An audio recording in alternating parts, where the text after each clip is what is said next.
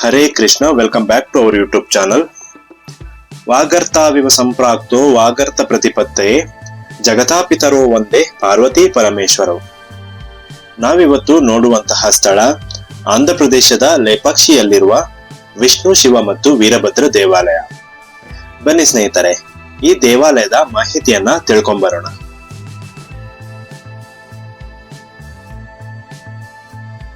ಬೆಂಗಳೂರಿನಿಂದ ಸರಿಸುಮಾರು 120 ಕಿಲೋಮೀಟರ್ ದೂರದಲ್ಲಿರುವ ಲೇಪಾಕ್ಷಿಯನ್ನು ಕಾರು ಅಥವಾ ಬೈಕ್ನಲ್ಲಿ 2.5 ಗಂಟೆಯೊಳಗಡೆ ತಲುಪಬಹುದು.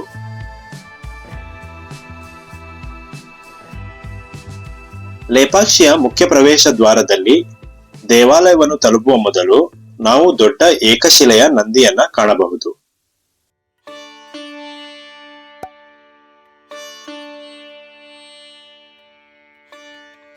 ಈ ನಂದಿಯನ್ನು ಒಂದೇ ಗ್ರಾನೈಟ್ ಕಲ್ಲಿನಿಂದ ಕೆತ್ತಲಾಗಿದೆ.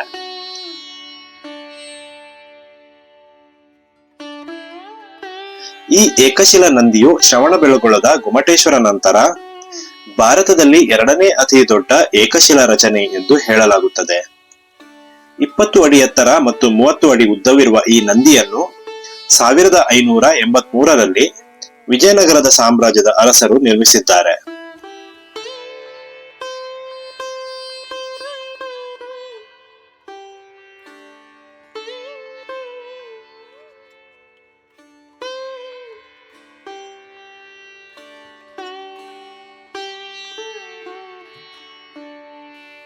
ಈ ಲೇಪಾಕ್ಷಿಯ ಸುಂದರ ತಾಣಕ್ಕೆ ರಾಮಾಯಣದ ಕಾಲದ ನಂಟು ಕೂಡ ಇದೆ. ಇಲ್ಲಿಗೆ ಲೇಪಾಕ್ಷಿ ಎಂದು ಹೆಸರು ಬರುವುದಕ್ಕೆ ಕಾರಣವನ್ನು ನೋಡುವುದಾದರೆ, ವಾಲ್ಮೀಕಿ ರಾಮಾಯಣದ ಅನುಸಾರ ಸೀತಾಪಹರಣದ ಸಂದರ್ಭದಲ್ಲಿ ಶ್ರೀರಾಮಚಂದ್ರನಿಗೆ ಪಕ್ಷಿ ಜಟಾಯು ಸಿಕ್ಕಿದ್ದು ಇದೇ ಪ್ರದೇಶದಲ್ಲಿ ಎಂಬ ನಂಬಿಕೆ ಕೂಡ ಇದೆ. ರಾವಣನು ಸೀತೆಯನ್ನು ಅಪಹರಿಸಿಕೊಂಡು ಹೋಗುತ್ತಿದ್ದ ಸಂದರ್ಭದಲ್ಲಿ ಪಕ್ಷಿರಾಜ ಜಟಾಯು ರಾವಣನನ್ನು ತಡೆಯಲು ಯತ್ನಿಸಿದ್ದ. ಇದರಿಂದ ಕೋಪಗೊಂಡ ಲಂಕಾಪತಿ ಜಟಾಯುವಿನ ರೆಕ್ಕೆಯನ್ನು ತುಂಡರಿಸಿದ್ದ. ಇದರಿಂದ ಕೆಳಗೆ ಬಿದ್ದ ಪಕ್ಷಿ ಜಟಾಯು ಈ ಮಾರ್ಗವಾಗಿ ಶ್ರೀರಾಮನ ಬರುವಿಕೆಯ ಪ್ರತೀಕ್ಷೆಯಲ್ಲಿದ್ದ. ಶ್ರೀರಾಮನು ಬಂದ ಕೂಡಲೇ ರಾವಣನಿಂದ ಸೀತಾಪಹರಣವಾದ ವಿಷಯವನ್ನು ಜಟಾಯು ಪುರುಷೋತ್ತಮನ ಬಳಿ ತಿಳಿಸಿದನು.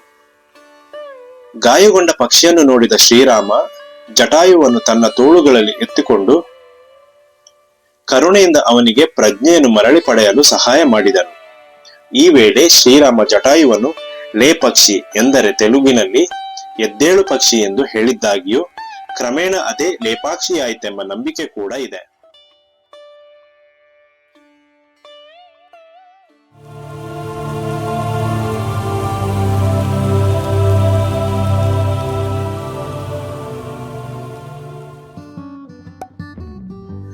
ನಂದಿ ಪ್ರತಿಮೆಯಿಂದ ಕೇವಲ 500 ಮೀಟರ್ ದೂರದಲ್ಲಿ ಲೇಪಾಕ್ಷಿ ವೀರಭದ್ರ ಸ್ವಾಮಿ ದೇವಸ್ಥಾನವಿದೆ.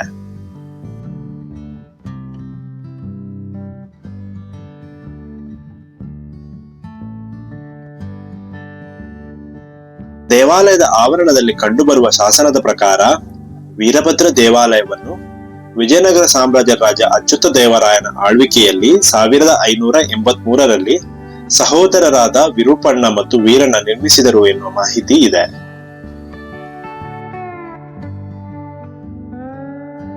ಆದಾಗ್ಯೂ ಮತ್ತೊಂದು ದಂತಕಥೆಯ ಪ್ರಕಾರ ದೇವಾಲಯವನ್ನು ಅಗಸ್ತ್ಯ ಋಷಿಮುನಿಗಳು ನಿರ್ಮಿಸಿದ್ದಾರೆ ಎನ್ನುವ ನಂಬಿಕೆ ಕೂಡ ಇದೆ.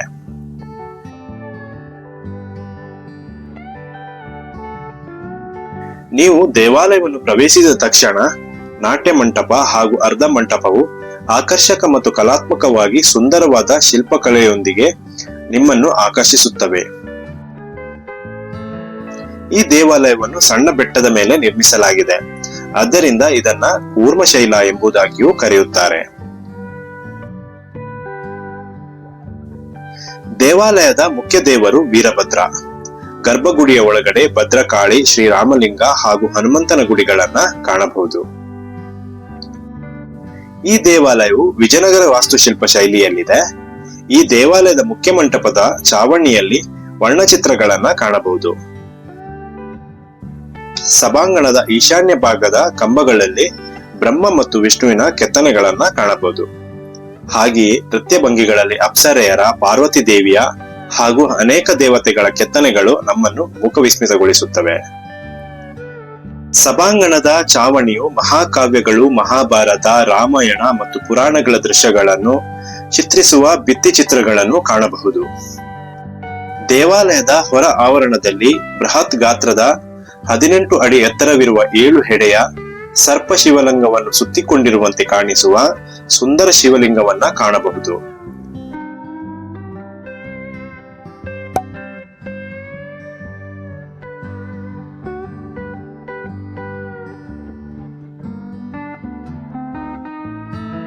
ಈ ನಾಗಲಿಂಗದ ಬಲಭಾಗದಲ್ಲಿ ಗಣಪತಿಯ ದೊಡ್ಡ ಸುಂದರ ವಿಗ್ರಹವನ್ನು ಇಲ್ಲಿ ನೋಡಬಹುದು.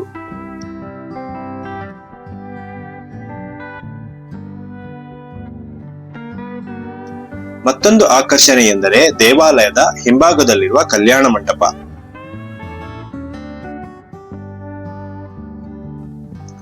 ಎತ್ತರದ ವೇದಿಕೆಯ ಮೇಲೆ ನಿರ್ಮಿಸಲಾದ ಕಲ್ಯಾಣ ಮಂಟಪವು ಮುಖ್ಯ ದೇವಾಲಯದ ಮಂಟಪದ ರಚನೆಯಂತೆಯೇ 38 ಕಂಬಗಳನ್ನು ವೃತ್ತಾಕಾರದಲ್ಲಿ ನಿರ್ಮಿಸಲಾಗಿದೆ.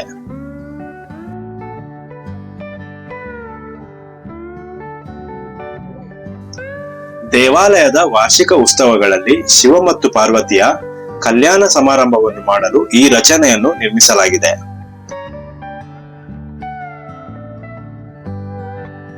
ದೇವೇಂದ್ರ, ವಸಿಷ್ಠ, ಬೃಹಸ್ಪತಿ, ವಿಶ್ವಾಮಿತ್ರ, ವಾಯು, ಯಮ, ವರುಣ, ಕುಬೇರ ಇತ್ಯಾದಿ ದೇವಲೋಕದಿಂದ ಹಲವಾರು ದೇವರುಗಳು ಮತ್ತು ಸಂತರು ವಿವಾಹ ಸಮಾರಂಭದಲ್ಲಿ ಪಾಲ್ಗೊಳ್ಳುವ ವಿಧಾನದಲ್ಲಿ ನಿರ್ಮಿಸಲಾಗಿದೆ.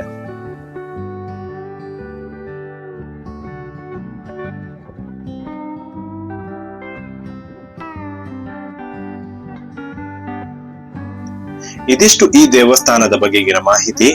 ಈ ವಿಡಿಯೋ ನಿಮಗೆ ಇಷ್ಟ ಆದಲ್ಲಿ ನಿಮ್ಮ ಆತ್ಮೀಯರ ಜೊತೆ ಹಂಚಿಕೊಳ್ಳಿ. ಹಾಗೆ ನಿಮ್ಮ ಅಭಿಪ್ರಾಯವನ್ನು ಕೂಡ ತಿಳಿಸಿ.